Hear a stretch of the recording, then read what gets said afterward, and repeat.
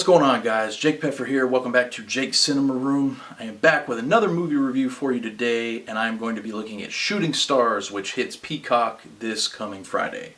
Now, this movie is based on the book that was co-written by LeBron James, and it chronicles his entire high school basketball career. It shows essentially how he got into the high school that he went to with his best friends, and how the boys that he always played ball with when he was younger, how they became to be one of the best high school basketball teams of all time, and changed the way we look at high school basketball from then on.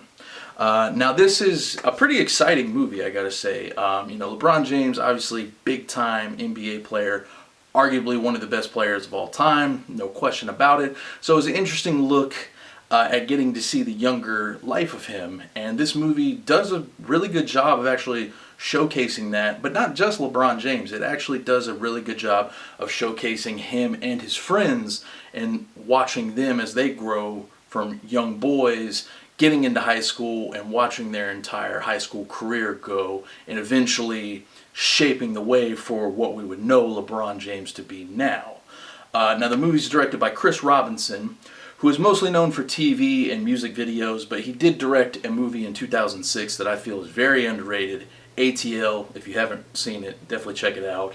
But this was a nice thing to see from him, since he hasn't really done a whole lot of movies. I think something that he did well in ATL that he does here is he knows how to get a lot out of his actors, especially young actors, because that movie had some younger cast at the time. And this movie, its sole focus is on these four young men, and it showcases how they do in school and how they play ball and everything. And I think the way that they go about it is really good.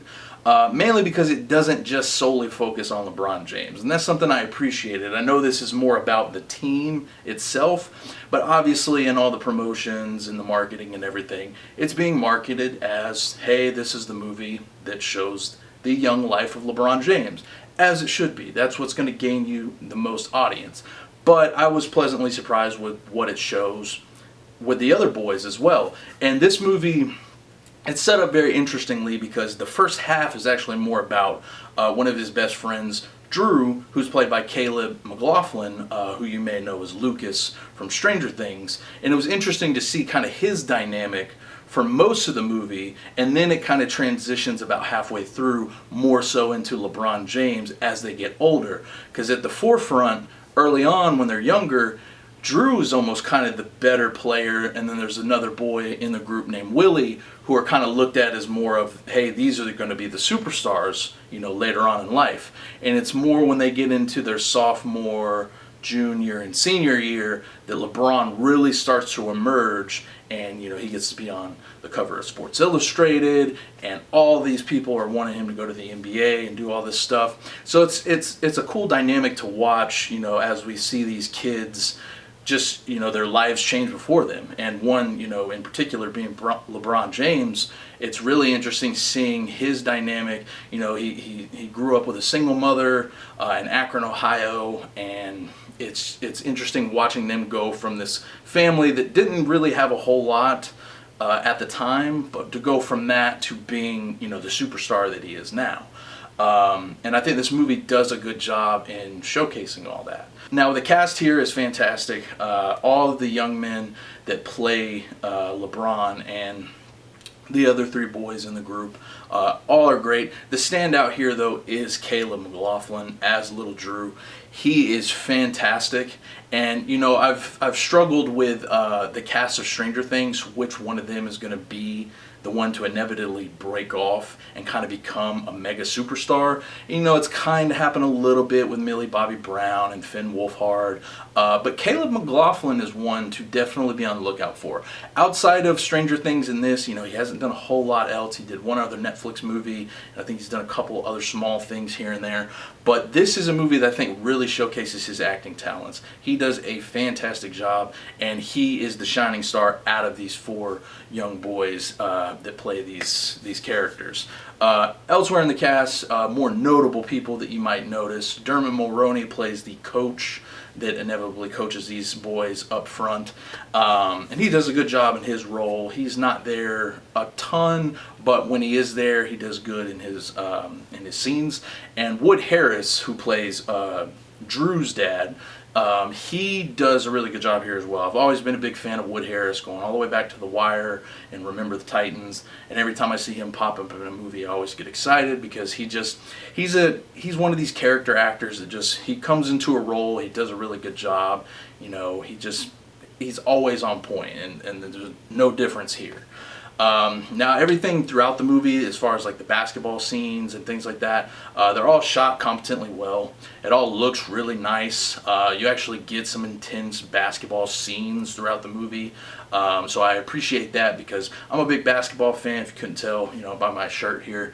And when you watch, certain sports movies, sometimes they don't always get into the action quite as well as others, or it doesn't really make you feel like you're watching a true game. But this, I thought, did a good job with that. Like I said, Chris Robinson, he's a competent director despite, not having a whole lot of other movies under his belt. I think here he does a good job at showcasing a lot and making sure that the basketball scenes themselves look authentic. Another thing I like that he does with this movie is the way that it's written. I appreciate that these kids actually sound like kids, because this is showing, LeBron and his friends in the early 2000s, late 90s to early 2000s. And I grew up around that time. That's when I was in middle school, going into high school, just like these guys in this movie. And it was nice to see that they really played into that time frame. You get a lot of hip-hop music from that time frame that was nice to hear. Sent me back into some flashbacks from my days around that time. And it was nice, their dialogue and the way they talk to each other, the way they make fun of each other and things like that. It was all what kids that day, back in that day did. And it felt really authentic, which was nice to see, because a lot of movies, the way they write kids a lot of the time, just feels like they're not really sure how to write them. They always feel more like you can tell that it's adults writing for kids, and it's not usually how kids interact or act around their parents or teachers or coaches and things like that. And it was a nice change of pace to see a movie actually showcase these kids and actually make them feel like real kids.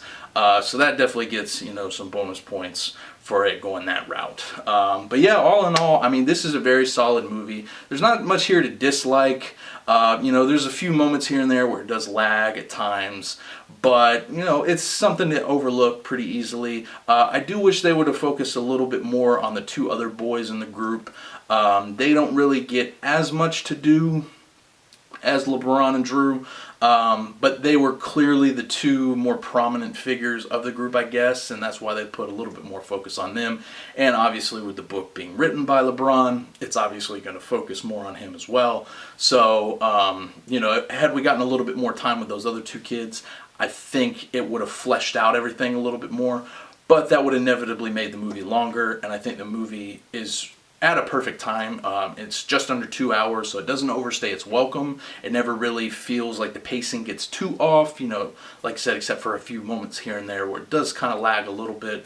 But once it starts to lag, it gets back into another basketball game or another, huge moment in their lives where things are going to change. So it definitely keeps a steady pace, and that's nice throughout the runtime.